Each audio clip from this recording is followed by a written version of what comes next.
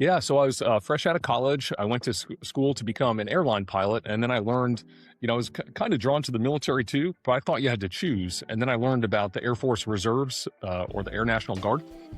It was competitive, but I applied and got a combat rescue C-130 spot right out of college. So 23 years old, off to pilot training for about a 3-year process from start to finish, and it's all kind of all consuming for 3 years.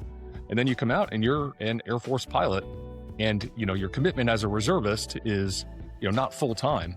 But then the 2006 2007 crash happened, and the airlines were kind of furloughing. I'd gotten hired at an airline at that point and was able to go active duty Air Force, flying combat rescue C-130s, and did that for 18 years. And I know I'm kind of jumping way ahead here, but yeah, I did that for 18 years.